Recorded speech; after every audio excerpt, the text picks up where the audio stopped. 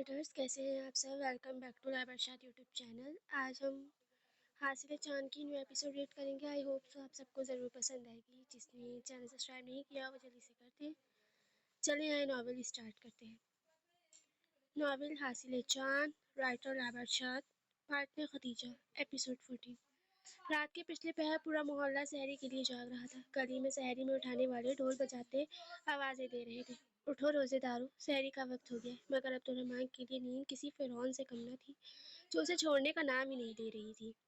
عبدالرحمن اٹھ جاؤ بیٹا، ورنہ بھوکے پیٹ روزہ کیسے رکھو گے؟ سائمہ بیگم عبدالرحمن کو جھنجھوڑ کر بولی، جو نہ جانے کون سی نیند سو رہا تھا۔ ماما بس 5 منٹ، فرشتے میرے خواب میں پراٹھے بنا رہے ہیں۔ عبدالرحمن نے نیند میں بڑبڑایا تھا، تو خوابوں میں ہی روزہ بھی رکھ لینا کھا کے، سائمہ بیگم غصے سے بولی۔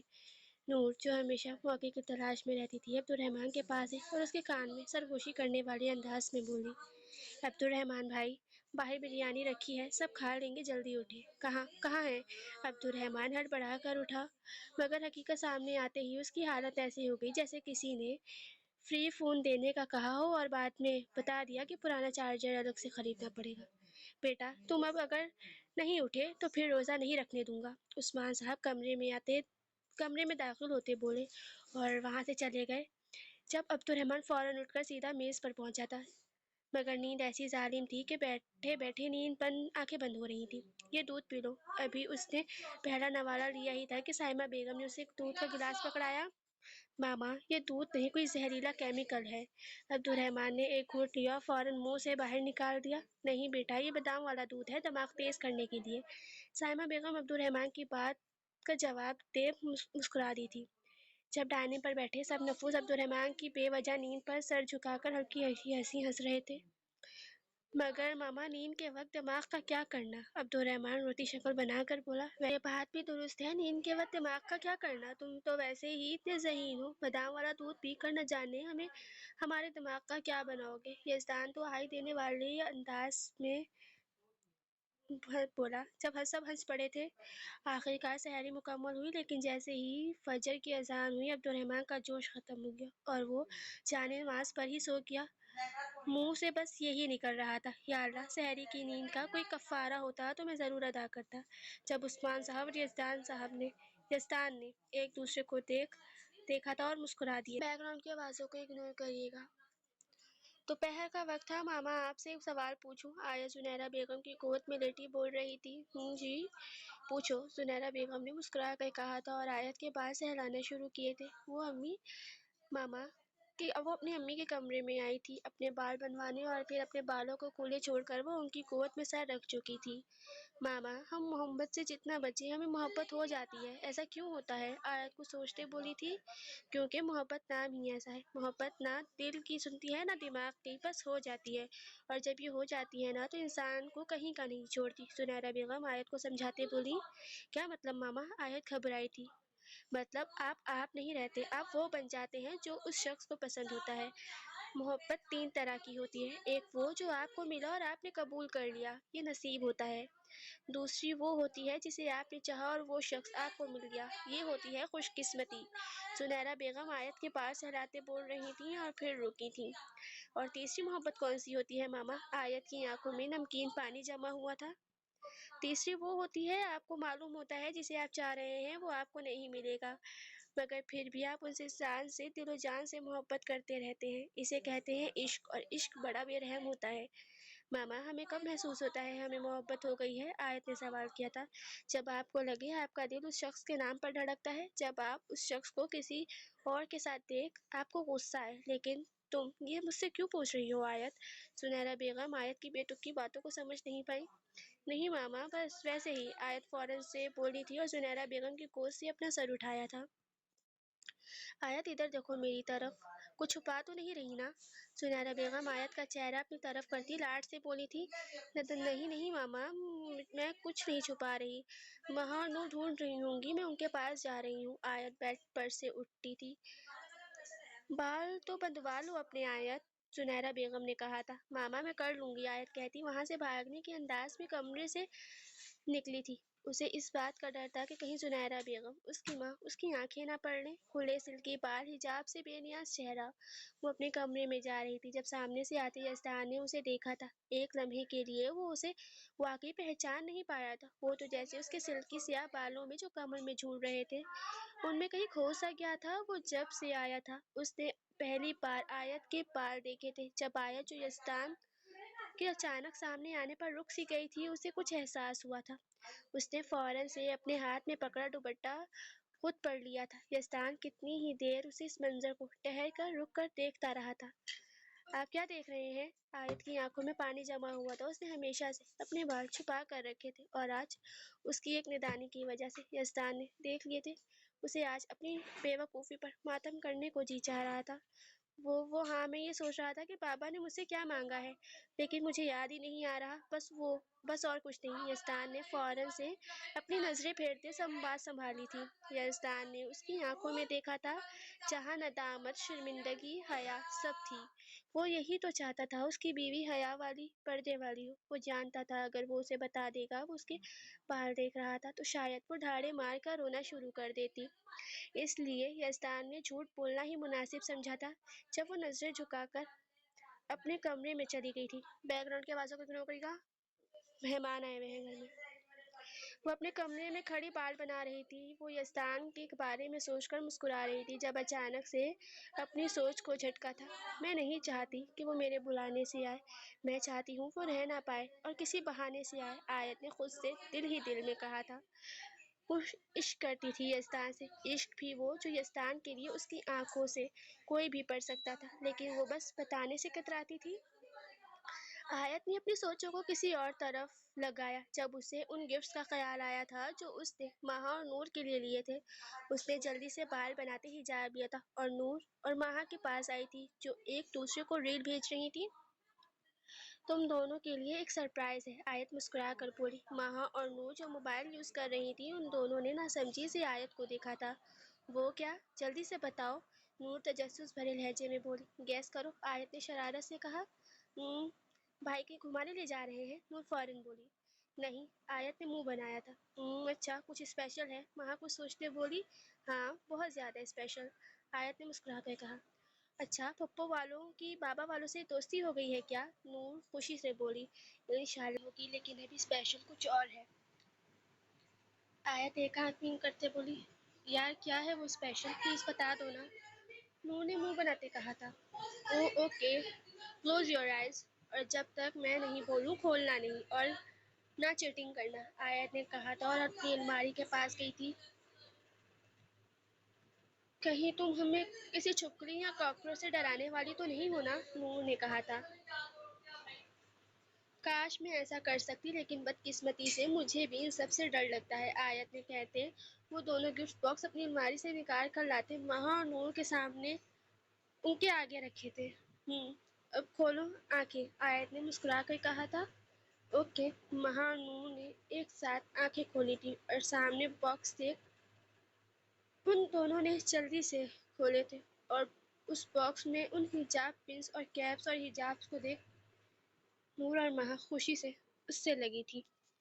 آیت، آپ اتنے اچھی کیسے ہیں؟ مہا نے مسکرا کر کہا تھا۔ وہ ان دونوں سے بڑی تھی، لیکن وہ ان دونوں کے ساتھ بالکل بچی بن جایا کرتی تھی۔ مہا اور آیت میں بس 2 سال کا فرق تھا۔ واو آیت، یار میں کتنے ٹائم سے ان پنس کو لینے کا سوچ رہی تھی، تم کتنی اچھی ہو، اب کے نور بولی تھی۔ ہاں مجھے معلوم ہے، آیت ہنستی تھی۔ ویسے کیسا لگا میرا گفٹ اور سرپرائز؟ آیت نے مسکرا کر پوچھا۔ بہت بہت اچھا ہے، مجھے سمجھ نہیں آ رہی میں تمہارا شکریہ ادا کیسے کروں، نور نے خوشی سے کہا تھا۔ آپ کو کیا ہوا ہے، آپ کو پسند نہیں آئے گفٹس؟ آیت اداس ہوتی مہا کو دیکھ بولی تھی جو نظریں چرا کر کھڑی تھی۔ نہیں، ایسی بات نہیں ہے، مہا افسردگی سے بولی۔ پھر کیا بات ہے؟ اب کے نور نے سوال کیا تھا۔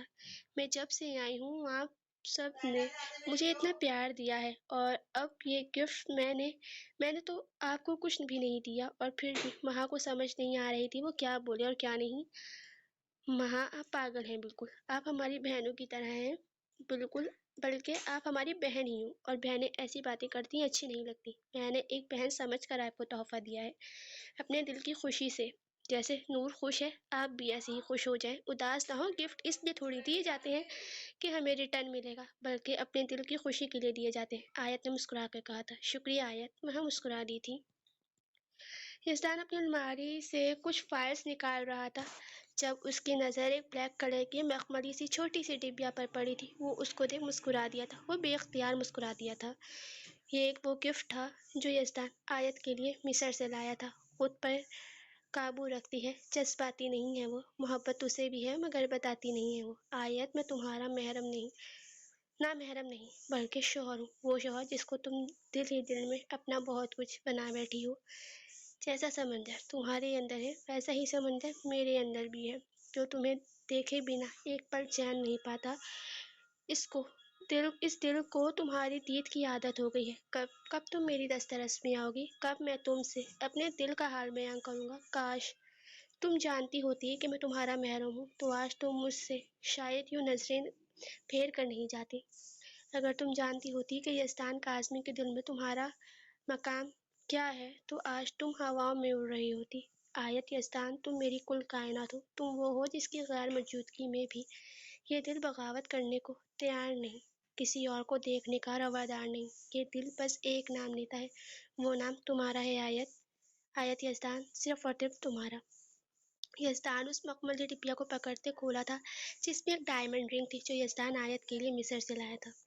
پورا دن روزہ رکھنے کے بعد عبد الرحمن کی حالت ایسی ہو چکی تھی جیسے کوئی چارجنگ کے بغیر موبائل جو کسی بھی لمحے بند ہو سکتا ہے۔ وہ بار بار دیوار پر لگی گھڑی کو گھورتا، جیسے اسے آنکھوں ہی آنکھوں میں اشارہ کر رہا ہو کہ جلدی گزرو۔ افطاری سے 15 منٹ پہلے ہی عبد الرحمن نے آ کر اپنی پلیٹ جما دی، جیسے کوئی کرکٹ میں پہلے ہی اپنی جگہ ریزرو کر لے۔ ماما، آج میں کھجور پہلے کھاؤں گا۔ عبد الرحمن نے نور کی پلیٹ سے کھجور اٹھائی تھی۔ یہ کھجور میری ہے بھائی، نور نے احتجاج کیا تھا۔ باجی، تم نے روزہ بھی رکھا ہے؟ عبد الرحمن نے شک سے پوچھا۔ ہاں، آدھا، جسے چڑی روزہ کہتے ہیں، نور شرما کر بولی۔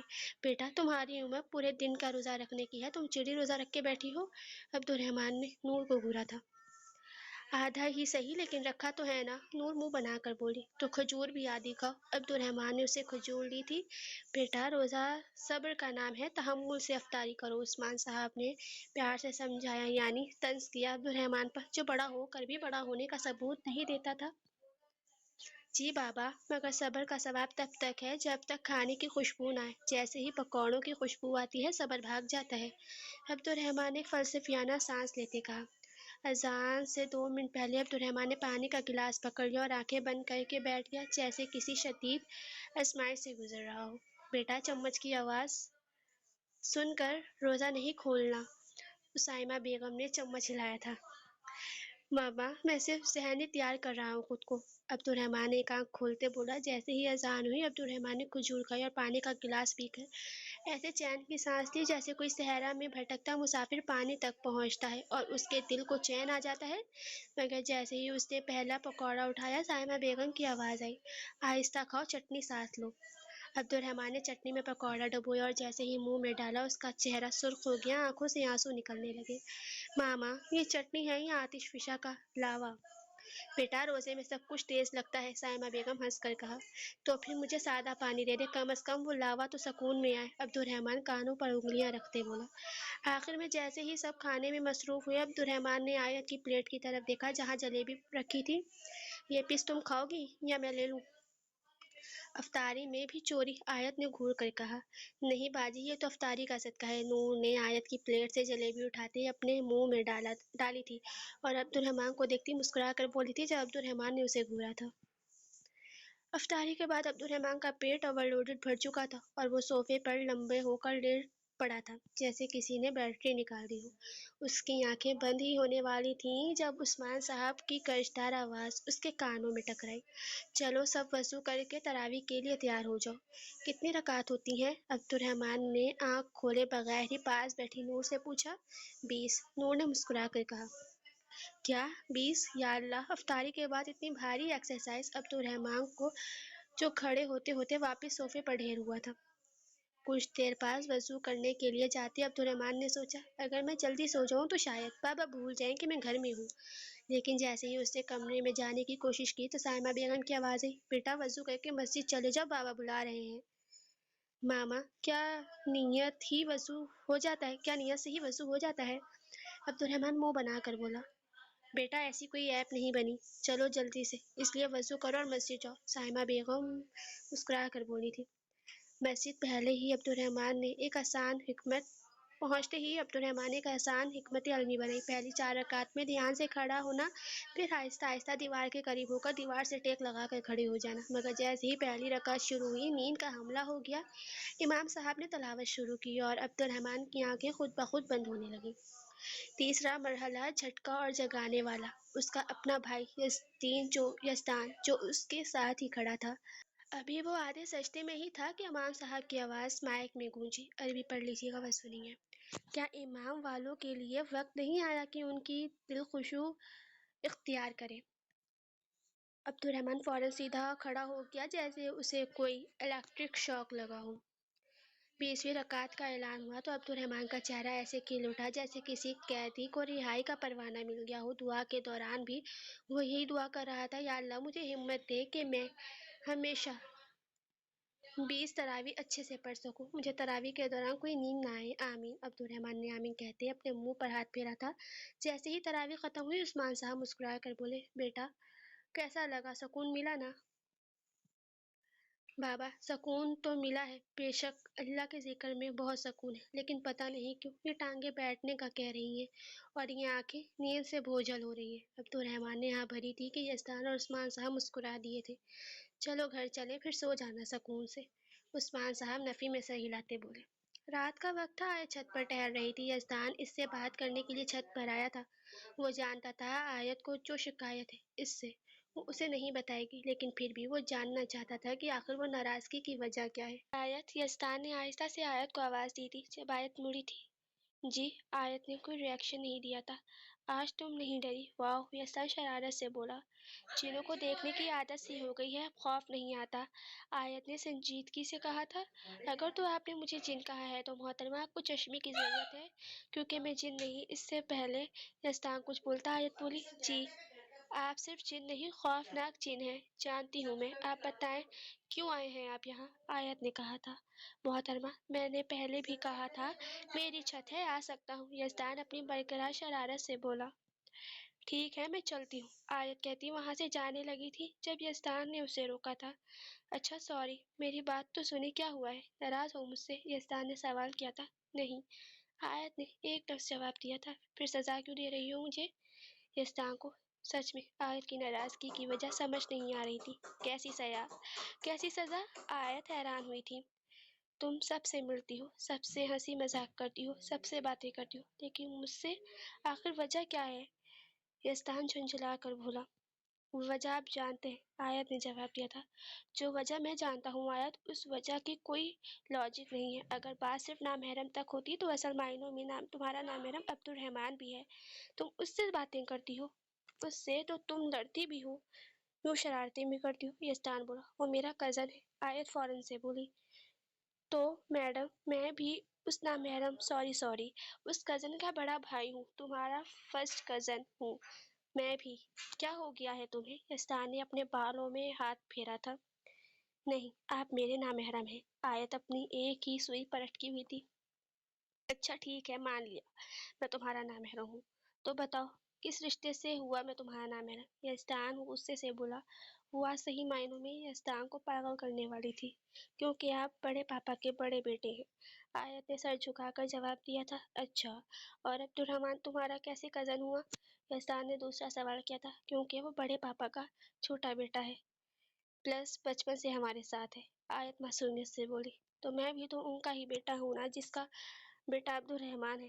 یزدان پیشانی مسلتے بولا، نہیں آپ نامحرم ہیں۔ آیت اتنا کہتی وہاں سے چلی گئی تھی۔ آیت میری بات سنے، کہاں جا رہی ہو؟ یزدان نے پیچھے سے اسے آواز دی تھی۔ وہ اس کی بے تکی لاجک کو سمجھ نہیں پایا تھا جب اسے سامنے سے عبد الرحمن آتا دکھائی دیا۔